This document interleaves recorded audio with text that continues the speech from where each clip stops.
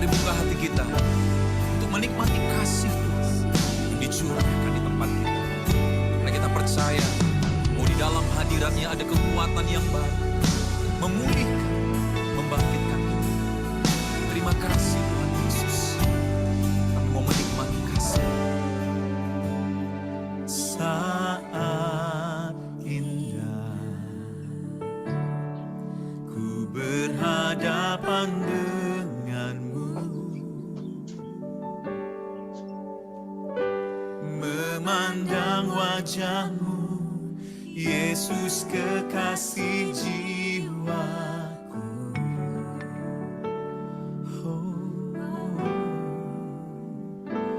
Bawa daku erat dalam pelukanmu,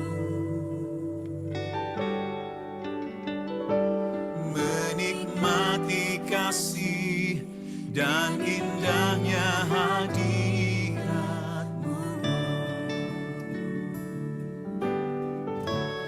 Hadiratmu Tuhan, ku rasakan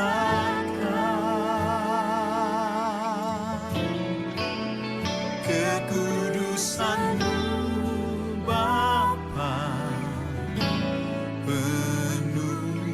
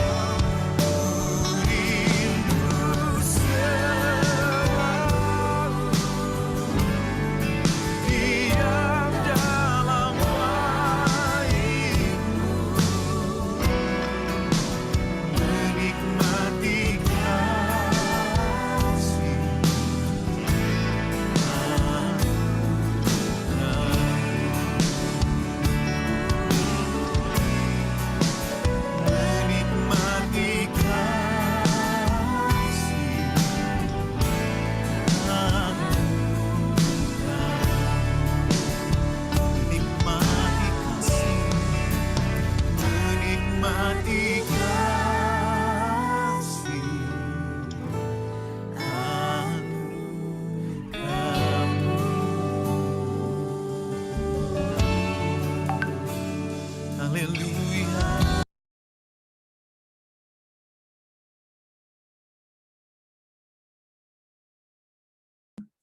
Silakan Ko Asyong buka dalam doa. Ya, mari kita berdoa.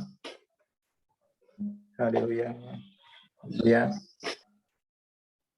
Bapak, terima kasih untuk pagi yang indah ini. Kami boleh bertemu kembali dalam ibadah keluarga. Biarlah seberapapun kami yang hadir hari ini, Tuhan tetap hadir di tengah-tengah kami. Terima kasih Tuhan atas kebaikan dan kemurahan Tuhan. Terima kasih atas pertolongan Tuhan, perlindungan Tuhan, sehingga sampai saat ini kami diberi kesehatan dan kehidupan yang berkecukupan.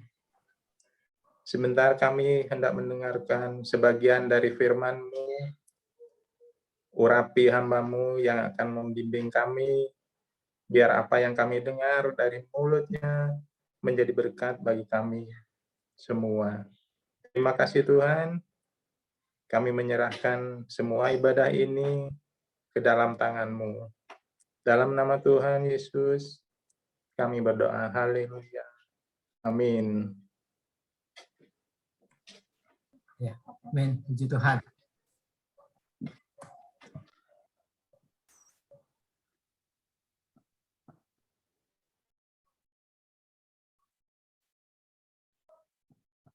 Oke, puji Tuhan. Kita akan kembali belajar firman Tuhan.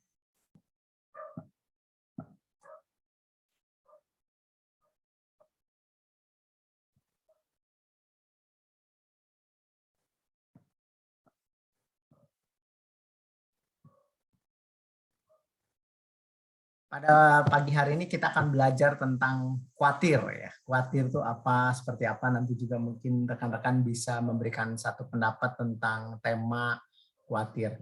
Ya, di dalam Matius 6 ayat 26 dikatakan, "Pandanglah burung-burung di langit yang tidak menabur dan tidak menuai dan tidak mengumpulkan bekal dalam lumbung, namun diberi makan oleh Bapamu yang di surga. Bukankah kamu jauh melebihi burung-burung itu?" Ya. Di dalam Matius 6 ayat 25, 26, 27 dan selanjutnya itu Yesus menasihatkan kepada khususnya kepada umat Tuhan ya, di mana umat Tuhan itu diberikan peringatan untuk tidak bekerja seperti orang-orang dunia, di mana mereka dengan sebuah kekhawatiran akan masa depannya dan mereka mengejar apa yang secara jasmani mereka kejar siang dan malam. Nah, Tuhan tidak pengen anak-anaknya seperti itu ya. Nah, makanya oleh sebab itu Tuhan memberikan satu peringatan di dalam konteks Matius 6 ini untuk anak-anak Tuhan itu percaya kepada Tuhan bahwa Bapamu yang di surga itu memperhatikan kebutuhan kita. Dan kita tetap akan bekerja, tetapi konsepnya berbeda dengan orang-orang yang tidak punya Tuhan. Mereka bekerja seringkali siang dan malam, sehingga mereka mengesampingkan hal-hal yang utama, seperti itu. Makanya di dalam Matius 6 ayat 33 dikatakan, oleh sebab itu carilah dahulu kerajaan Allah dan kebenarannya, maka semuanya itu, artinya semua yang dicari oleh bangsa-bangsa itu, makanan, pakaian, itu akan ditambahkan kepadamu sebagai bonus. Nah, Tuhan pengen supaya anak-anak Tuhan melihat bahwa di dalam kehidupan kita ini yang utama itu adalah mempunyai satu sikap, kita punya kebenaran di dalam Tuhan, melakukan sesuatu untuk Tuhan, maka Tuhan bilang bahwa segala sesuatunya itu akan ditambahkan. Arti kata ditambahkan ini artinya menjadi bonus kita, ya, menjadi bonus kita ketika kita bekerja, ya. Jadi bukan lagi menjadi sebuah sebuah pengejaran secara jasmani ya, tapi ini tidak mengajarkan kita untuk berdiam diri. Ya, khawatir adalah sikap berpikir berlebihan atau terlalu cemas tentang suatu masalah atau situasi yang ada di depan yang seringkali belum terjadi. Kadang-kadang kita khawatir terhadap sesuatu yang sebenarnya belum terjadi. Kita berpikir, waduh jangan-jangan begini, jangan-jangan begitu, nanti begini, nanti begitu. Padahal belum tentu terjadi. Nah, Tuhan pengen umat Tuhan tidak punya memikirkan sesuatu yang belum terjadi. Karena khawatir itu akan menyebabkan hal-hal yang kurang bagus nantinya, ya. Khawatir dalam bahasa Yunani itu merimneo, artinya ditarik kepada dua kutub yang berbeda. Satu, pikiran orang itu berada dalam dua masa sekarang dan masa yang akan datang.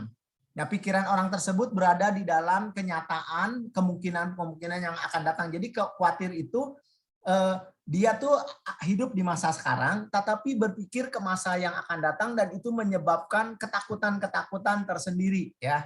Oke ya. Bentar, tadi ada Hendra masuk, jadi saya share-nya harus di stop dulu. Nanti saya ini lagi. Bentar.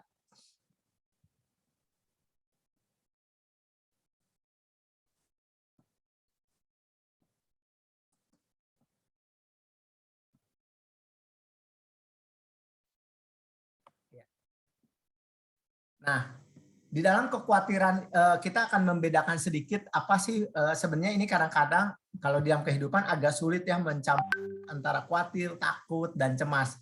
Tetapi minimal ada gambaran lah, seringkali itu menyatu dan kadang-kadang kita bingung apakah ini khawatir atau takut atau cemas.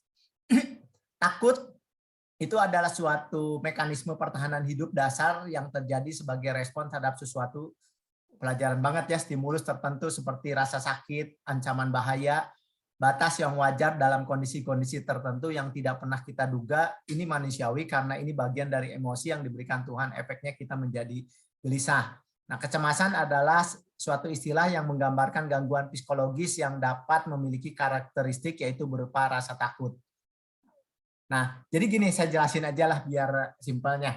Seseorang kan gini, dia berpikir sesuatu yang buruk di masa depan dia, belum terjadi kan, karena kita masih hidup di masa kini. Nah, kekhawatiran yang membuat kita takut, membuat sesuatu yang, waduh gimana ya ini, itu akhirnya mempengaruhi jiwa kita, sehingga kita mengalami rasa ketakutan, ya, bukan takut, kalau takut hal yang wajar. Mengalami satu ketakutan, karena itu akan terjadi di hadapan kita dan itu harus dihadapi. Nah, ketakutan-ketakutan yang bertumpuk itu membuat kita menjadi cemas. Jadi gangguan psikologis kita, waduh cemas, nggak bisa tidur, nggak enak makan, itu udah masuk kepada kecemasan di dalam hidup kita. Nah, kenapa Tuhan bilang untuk kita tidak khawatir? Karena khawatir itu akan menyebabkan sebuah ketakutan dan akhirnya menyebabkan kecemasan, dan kecemasan itu akan mengganggu psikologi. Dan kita pernah tahu juga gangguan psikologi ini akan menyebabkan sakit kepada tubuh kita. Namanya penyakit susah ngomongnya. Pokoknya penyakit yang berhubungan karena pikiran, karena jiwa, itu menyebabkan sakit kepada tubuh. Makanya ada firman Tuhan, hati yang gembira adalah obat, ya. Karena apa? Karena ada banyak orang sakit bukan karena kelemahan tubuh, tapi karena pikiran, ya, stres seperti itu bisa menyebabkan penyakit kepada tubuh kita, ya. Nah, kita hidup dalam masa kini, namun ini khawatir tuh gitu. Kita hidup dalam masa kini, namun pikiran kita sudah masuk ke masa depan dan yakin lagi tahu apa yang terjadi di masa depan. Akhirnya berdasarkan pikiran kita tentang apa yang terjadi di masa depan menjadi sebuah kebenaran yang membuat kita menjadi khawatir. Nah, sikap seperti ini sudah melampaui batas yang Allah ciptakan dalam hidup kita sebagai manusia yang terbatas. Jadi kita itu seperti gini, manusia itu berpikir sesuatu di depan seolah-olah bahwa apa yang dipikirkan di depan itu pasti terjadi. Nah, secara survei itu hampir 82% nggak pernah terjadi apa yang kita khawatirkan. Memang ada yang terjadi ya, tetapi hampir sebagian besar itu tidak pernah terjadi. Pikiran-pikiran yang tentang kemungkinan tentang apa yang akan terjadi ini sebenarnya banyak yang tidak terjadi. Ya, oleh sebab itu Tuhan Yesus Kristus memberikan pengajaran khusus tentang kekhawatiran dan untuk melarang umatnya untuk punya satu sikap khawatir. Karena apa? Kekhawatiran itu akan menyebabkan stres, depresi, mental. Bahkan ketika mental itu sangat depresi, orang itu akan membuat orang itu mengambil keputusan karena hilang harapan, itu bisa mengambil keputusan untuk bunuh diri. Seperti itu, ya. Oke. Mengapa kita tidak perlu khawatir? Karena itu aku berkata kepadamu, janganlah khawatir akan hidupmu, akan apa yang hendak kamu makan atau minum. Dan janganlah khawatir pun akan tubuhmu, akan apa yang hendak kamu pakai. Bukankah hidupmu lebih penting daripada makanan dan tubuhmu itu lebih penting daripada pakaian? Jadi sebenarnya yang dimaksud oleh Tuhan ini bukan kita tidak boleh bekerja, tetapi yang Tuhan kasih pengajaran ini, hati kita ini jangan menjadi khawatir tentang apa yang akan kita makan. Karena apa? Kalau kita rajin saja, kalau kita rajin, cukup rajin aja, nggak semat aja, pasti bisa makan. Apalagi ditambah kalau kita nambahin kapasitas semat, itu pasti rezeki kita akan lebih banyak, seperti itu. Nah, ini udah hukumnya firman Tuhan ya. Jadi kita nggak boleh punya satu sikap yang khawatir. Karena apa? Karena Bapa kita ini tahu kebutuhan kita. Kalau dia udah menciptakan manusia, dia sudah menciptakan sedemikian rupa. Kalau kita melihat aja ketika penciptaan dunia, Tuhan tidak pertama-tama menciptakan manusia, betul kan ya? Kita sama-sama setuju. Dia ciptakan fasilitasnya dulu. Matahari, alam, laut, air, binatang, tumbuhan. Setelah itu ada, baru dia ciptakan manusia. Supaya apa? Supaya manusia bisa hidup daripada sumber alam yang Tuhan sudah ciptakan untuk mereka gali, untuk mereka dapatkan. Seperti itu. Nah, sampai sekarang Tuhan pun menyediakan fasilitas di alam ini untuk kita gali, untuk kita ambil. Nah, itu tergantung daripada kita bagaimana cara mengambilnya, dan makanya tiap orang punya rezeki yang berbeda-beda ya, seperti itu. Nah, itulah keadilan Tuhan. Nah, di dalam Matius yang tadi Matius 6 ayat 25 ini ada banyak orang yang salah menganggap atau menafsirkan. Ada yang menganggap bahwa orang Kristen tidak perlu bekerja. Tentunya di tempat ini nggak ada yang memahami hal seperti itu. Ada juga yang mengajarkan orang Kristen tidak perlu membuat rencana untuk masa depan mereka. Pokoknya percaya sama Tuhan. Saya percaya sama Tuhan. Percayanya sih benar, setuju gitu. Kita nggak boleh khawatir bahwa Tuhan itu memelihara, itu betul. Itu udah sikap hati yang benar. Tetapi ada bagian kita, yaitu membuat satu rencana. Karena ada ayat-ayat yang lain yang tidak boleh tabrakan, di mana Tuhan mengumpamakan misalnya kepada orang yang malas, itu bicara, mencontohkannya kepada semut. Lihat semut, dia bekerja, dia mempersiapkan untuk masa musim dinginnya atau masa pacekliknya. Karena manusia itu akan ada masa paceklik, yaitu salah satunya masa paceklik kita itu di masa tua, ya, atau pada saat sakit. Nah, Tuhan bilang, nih semut aja udah nyiapin gitu, seperti itu. Artinya apa?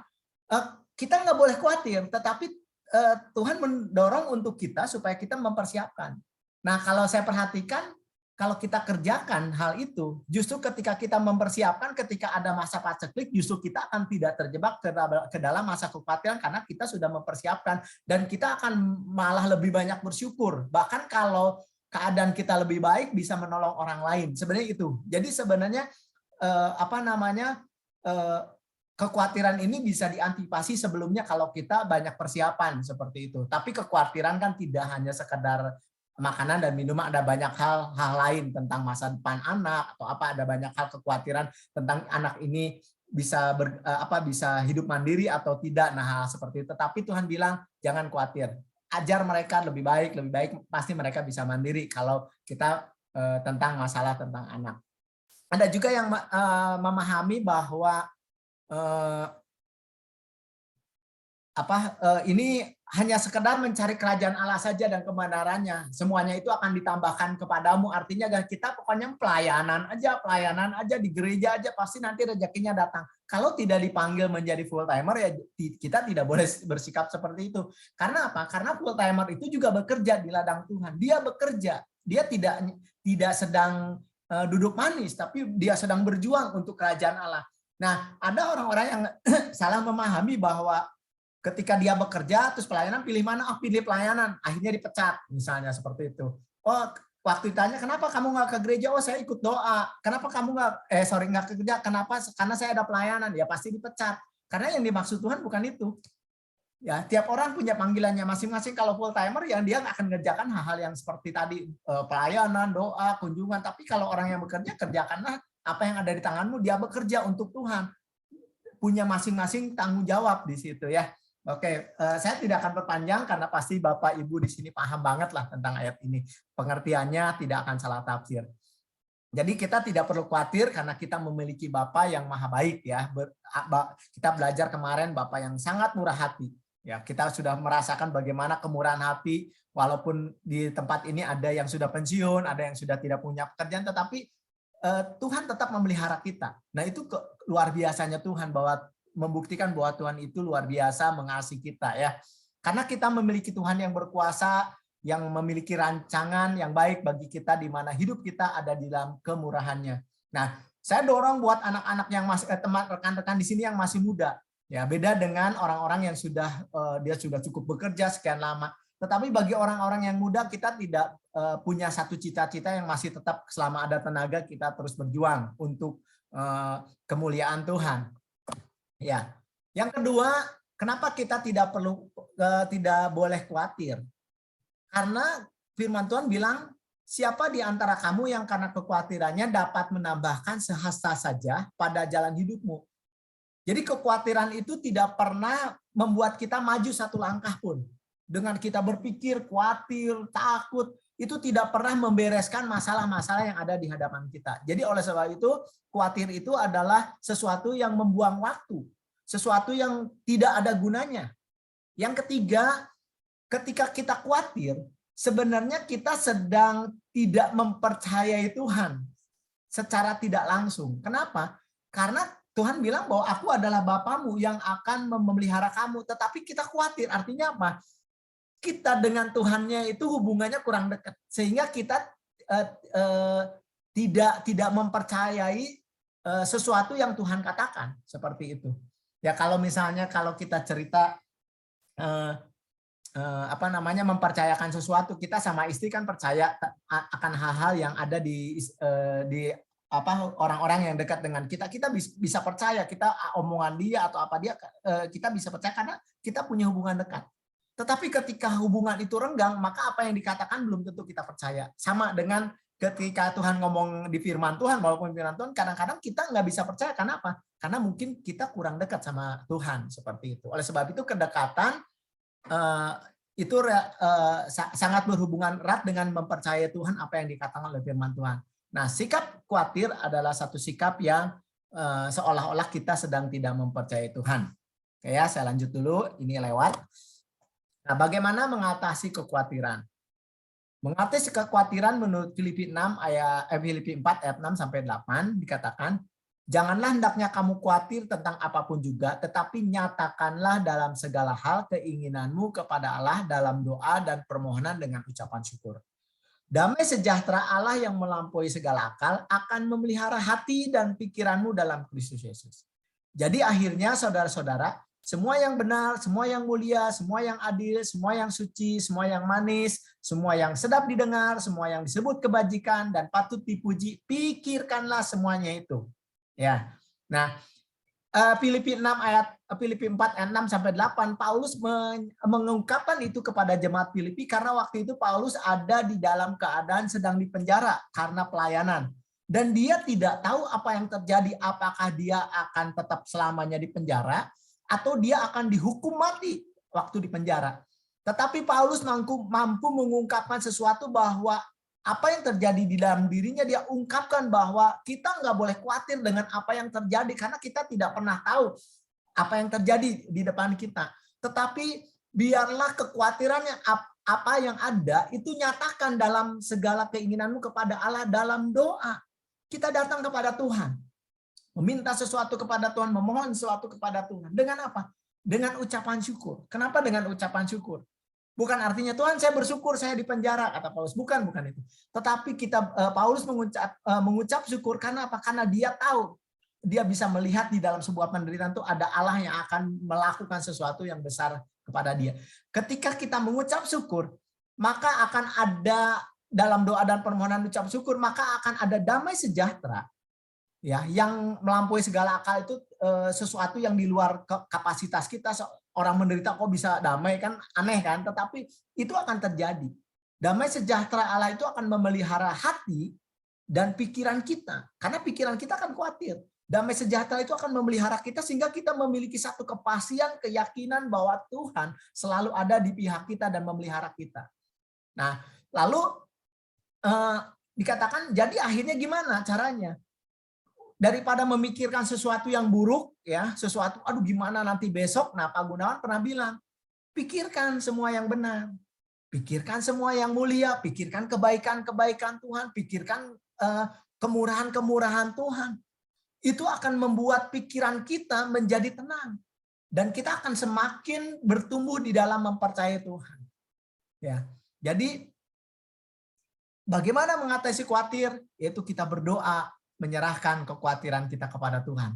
Ya, terus yang kedua, mencari kebenarannya bahwa memang Tuhan itu adalah Tuhan yang akan memelihara kita. Terus kita juga tidak boleh khawatir akan hari esok karena di firman Tuhan karena hari esok punya kesusahan sendiri. Jadi maksudnya jangan kesusahan besok tuh dibawa ke hari ini. Udah biarin besok kita akan alami lagi dalam proses kesusahan yang besok. Ya, seperti itu. Nanti kesusahan hari ini kita alami dengan Tuhan, bersama Tuhan. Besok itu jangan dipikirin dulu. Bukan planning ya, tapi kekhawatirannya. Aduh gimana ya besok makan nggak usah dipikirin dulu. Pokoknya karena Tuhan pengen supaya nggak jadi beban di hari ini. Nanti besok ya kita bersama Tuhan lakukan kembali. Lalu ucapkan syukur. Ya, kenapa ucapkan syukur? Karena ucapan syukur itu kita mampu sih ya. Kita tidak bisa juga mengucap syukur dengan lip service. Tuhan terima kasih, Tuhan terima kasih, nggak bisa. Mengucap syukur itu harus benar. Bahwa kita ketika kita melihat bahwa kita tahu bahwa di dalam penderitaan, dalam kesulitan, saya tahu bahwa Tuhan menyertai kita. Dan itulah ucapan syukur kita tuh berdasar. Tuhan terima kasih. Saya mengucap syukur kenapa? Karena saya tahu bahwa Tuhan berserta dengan saya. Karena Tuhan saya adalah Immanuel. Makanya kita mampu mengucap syukur walaupun di dalam keadaan yang terpuruk. Itu maksudnya ya. Oke, yang lain-lain mirip ya. Yang lain-lain mirip, kita akan masuk kesimpulan.